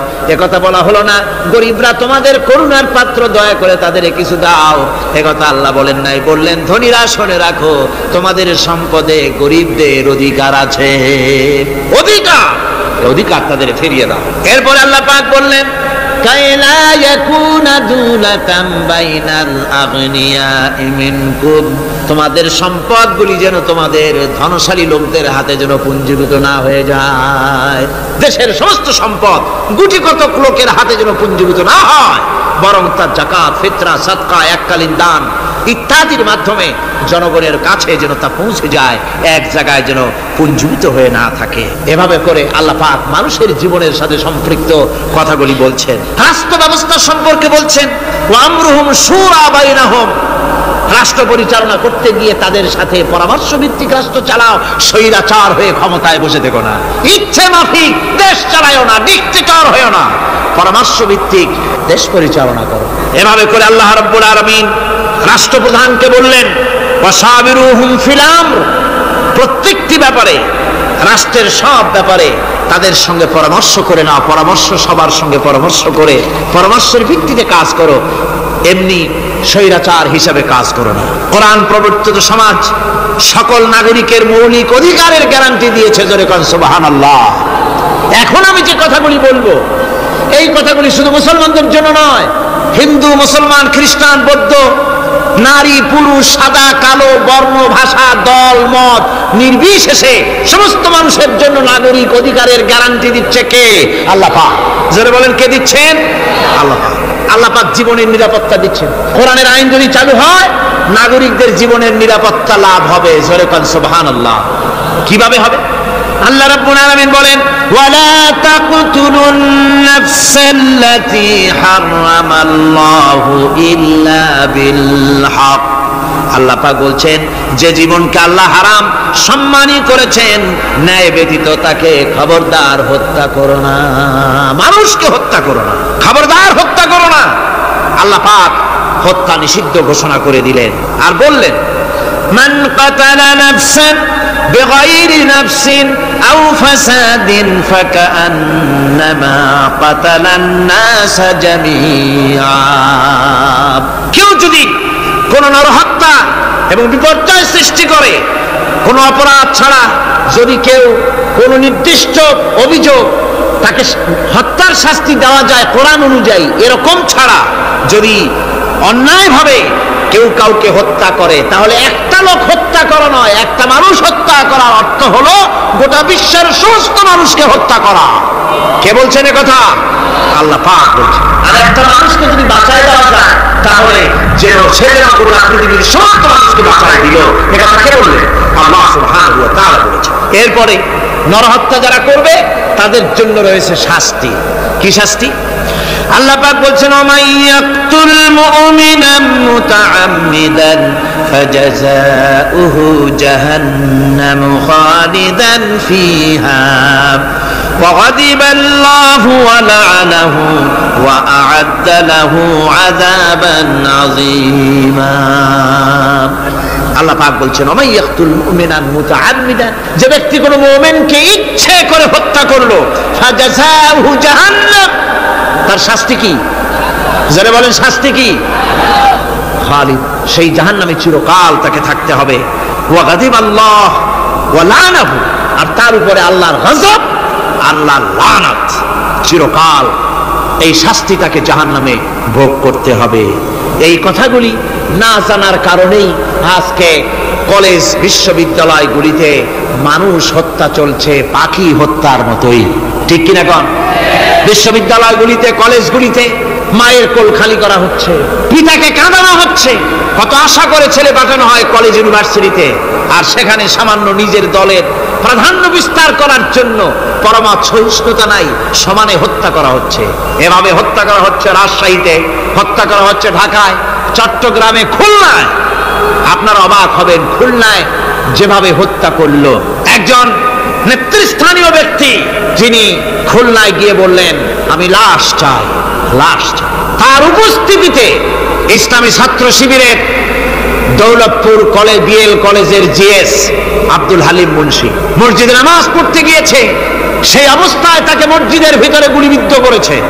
জান বাঁচাবার জন্য এই ছেলে পার্শ্ববর্তী পুকুরের মধ্যে ঝাঁপায় পড়েছে, সেখান থেকে তাকে টেনে তুলে তাকে কোপানো হচ্ছে, সে প্রাণী প্রাণী বলে চিল্লাচ্ছে। এই অবস্থায় মসজিদের সিঁড়ির উপরে কাট করে তাকে জবাহ করা হয়েছে।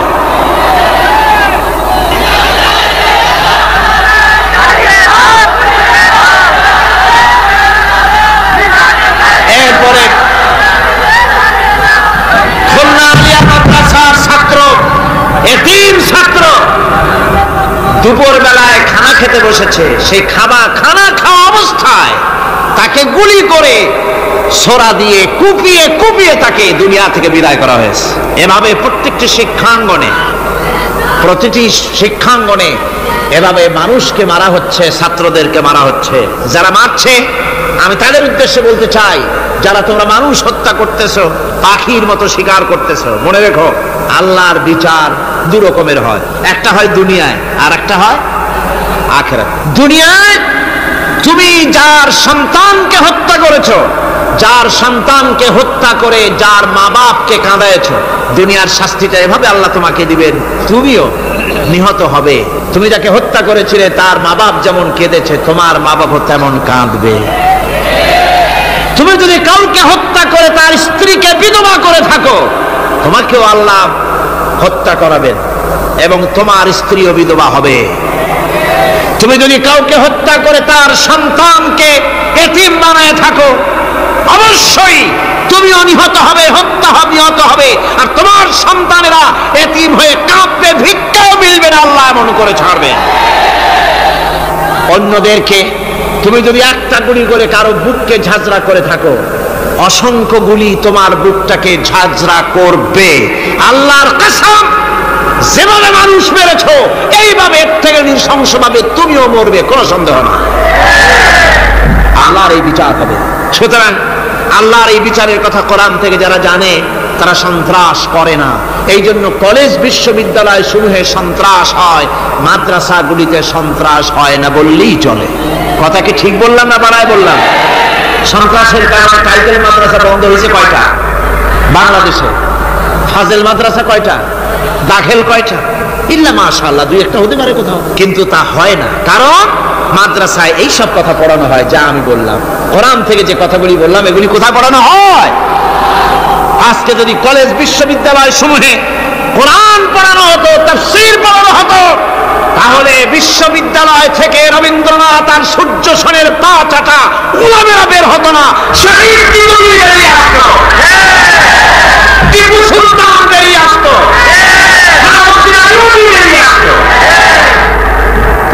দুঃখজনক, আজ কলেজ বিশ্ববিদ্যালয়গুলিতে আল্লাহর কোরআন পড়ানো হয় না বলে আমাদের পাঠানো সোনার টুকরা ছেলেগুলি কয়লার টুকরা হয়ে ফিরে আসতেছে। বন্ধুগণ, জীবনের নিরাপত্তা দিচ্ছেন আল্লাহ পাক। কোরআনের আইন চালু হলে মানুষকে হত্যা করা হবে না, কেউ কাউকে মারতে পারবে না, মারলে তাকেও নিহত হত্যা করা অবশ্যই হবে।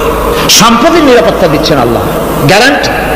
হিন্দু হোক মুসলমান হোক সকলের সম্পদের গ্যারান্টি মিলবে, কেউ কারো সম্পদকে হরণ করবে না, গসব করবে না। কোরআন বলছে ওয়ালা তাকুলু আমওয়ালাকুম বাইনাকুম বিল বাতিল, পরস্পরের সম্পদকে অবৈধভাবে ভক্ষণ করো না। সম্মানের নিরাপত্তা হচ্ছে ইসলামী সমাজ চালু হয়ে গেলে আল্লাহ রাব্বুল আলামিন সম্মানের নিরাপত্তা দিবেন প্রত্যেক নাগরিকের। আল্লাহ পাক বলছেন ইয়া আইয়ুহাল্লাযীনা আমানু লা ইয়াসখার কওমুম মিন কওমিন, হে বিশ্বাসীরা তোমরা এক গোত্র আর এক গোত্রকে ঠাট্টা করো না। চাষিরা তাঁতিদেরকে গালি দিও না, তাঁতিরা চাষিদেরকে জেলেদেরকে গালি দিও না। এক গোত্র আর এক গোত্রকে ঠাট্টা করো না, বিদ্রুপ করো না। ওয়ালা তালমিজু আনফুসাকুম ওয়ালা তানাবাজু বিল আলকাব, একে অপরের দোষ গিয়ে বেরিও না, একে অপরকে খারাপ নামে ডেকো না, একে অপরের কুৎসা রটনা করো না। আল্লাহ নিষেধ করেছেন। ইসলামী সমাজ হলে পরে মানুষ সব দিক থেকেই নিরাপত্তা পাবে, গ্যারান্টি পাবে, ব্যক্তি স্বাতন্ত্র্যের প্রাইভেসির নিরাপত্তা পাবে।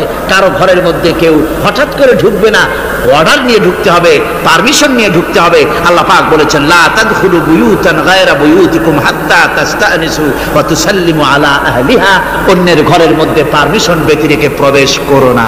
আগে সালাম দাও, পারমিশন নাও, তারপরে ঢোকো। যদি জবাব না আসে চলে যাও, বেরিয়ে যাও, এটা তোমার জন্য কল্যাণকর হবে। তারপরে ইচ্ছে মতো ধর্ম পালনের নিরাপত্তা পাওয়া যাবে ইসলামী সমাজে। কাউকে বাধ্য করা হবে না ইসলাম কবুল করার জন্য, বা অন্য ধর্ম কবুল করার জন্য কাউকে বাধ্য করা হবে না। কোরআনে কারীম বলছে লা ইকরাহা ফিদ্দিন, ধর্মের ব্যাপারে কোনো বাড়াবাড়ি করা যাবে না, কারোর উপরে কোনো ধর্মমত চাপিয়ে দেওয়া যাবে না। যার ইচ্ছে তার ইচ্ছে মতো স্বাধীনভাবে তার ধর্মকর্ম পালন সে করতে পারবে।